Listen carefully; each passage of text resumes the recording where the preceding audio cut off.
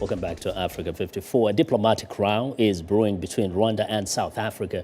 South Africa recently expelled 3 Rwandan diplomats linked to a raid on the house of an exiled Rwandan general living in Johannesburg.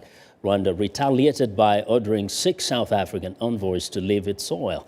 Speaking at a news conference in Pretoria on Tuesday, South Africa's Foreign Minister Nkoana-Mashabane says her government's action was clear and well within its rights.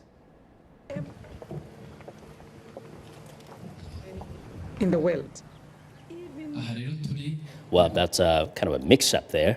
But nevertheless, Rwanda's ambassador to South Africa says Pretoria had shown no proof of Kigali's involvement in the attacks against exiles. However, the Rwandan government is accusing South Africa of sheltering dissidents responsible for terrorist acts in Rwanda.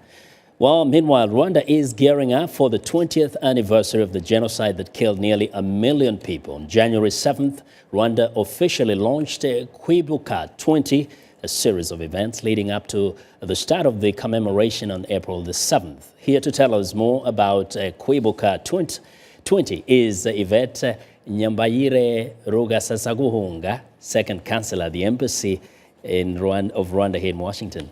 Welcome, Yvette. Thank you, Vincent. I'll call you Yvette because the second name, impossible. It's totally fine. Yes. So now, you know, the 7th of January, you guys launched this event. First, you just explain to us a little bit, what is Kwibuka 20? Kwibuka means to remember. It's a Kinyarwanda word. And Kwibuka 20 can be translated as the 20th commemoration. Unlike the years before, we thought instead of waiting for April, we wanted to start this conversation a little bit early to reflect on the causes and consequences of the genocide against Tutsi and to truly work with the international community to reflect on what we have learned, if anything, from the genocide that happened in a broad daylight 20 years ago, and hopefully use those lessons from Rwanda with the help of the international community to actually make never again a reality. Yes, now 20 years, the commemorations have been going on for some time now. What would you say is the most significant about this particular one, the 20th one? I think the most, what makes the 20th big is the time that has passed, is the healing. It is the accomplishment. It is the fact that in 1994, Rwanda completely collapsed. We died as a nation, and we have slowly but surely resurrected. So I think we're not just mourning the 1 million.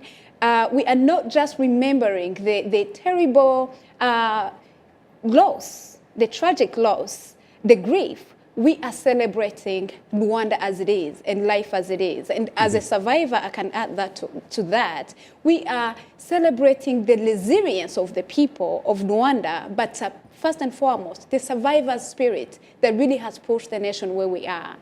Now, I know that there's a series of events back in Rwanda, but also worldwide, including here in Washington, D.C. Can you tell us a few of those? Yes, we in the U.S. launched Kwibuka 20, February 24th, here in Washington, D.C. It was a very moving and very powerful international conversation. We did have the U.S. Senator Russ Feingold, who is representing a special envoy of the President Obama to DRC and the Great Lakes region of Africa. We did have Dr. Adama Dieng, who is the Undersecretary / a special advisor to Ban Ki-moon in genocide prevention, and other high-level people who wrapped their arms around Rwanda and truly had a candid conversation. And one of the things that I always remember that we all took away, among so many things, I think it was Senator Feingold who reminded the world that Rwanda might have suffered from the genocide, but let Rwandans be Rwandans before they are survivors. And that's very critical. Many say that one of the biggest lessons that has to be learned is that for never again to be a reality, you have to have reconciliation. There have been voices in Rwanda of concern that actually there have been victimization of people. and that actually there are people are being suppressed today in Rwanda. How do you ensure that does not lead to resentment that might actually bring back that demon? There is one thing that I can proudly share. We are much more united than anyone could ever think in 1994. And when I say we, I'm talking about the survivors, I'm talking about the perpetrators, I'm talking about the bystanders, and I'm talking about the international community. Yeah. And when I say that, I remember one of the most challenging decisions we made as a nation, reflecting on my own personal history and my personal survival story, was when more than 40,000 genocidal were released from prison because they were old. Yeah, but then we do hear that there are some today, if they have some kind of opposing kind of position to the government, they get accused of being genocide deniers or terrorists. And so what's your response to that? Genocide denier, as well stated by Dr. Stanton, Gregory Stanton, as the 8th stage of the genocide, has been one of the challenges that we face as a nation, that we face as survivors, that we face as Rwandans.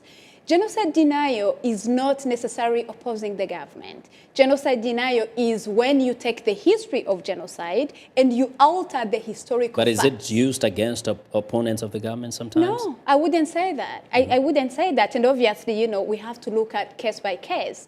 But I personally started public speaking 10 years ago in the US because I was challenged by someone who tried to tell me that what happened to me, what took more than 1 million people of my people, was not a genocide. Okay. And we'll call you back to come and talk a little more about that, because right now we're kind of out of time for that. Ms. Rugasaguhunga is the second counselor at the Rwandan Embassy here in Washington, D.C. Thank you very much.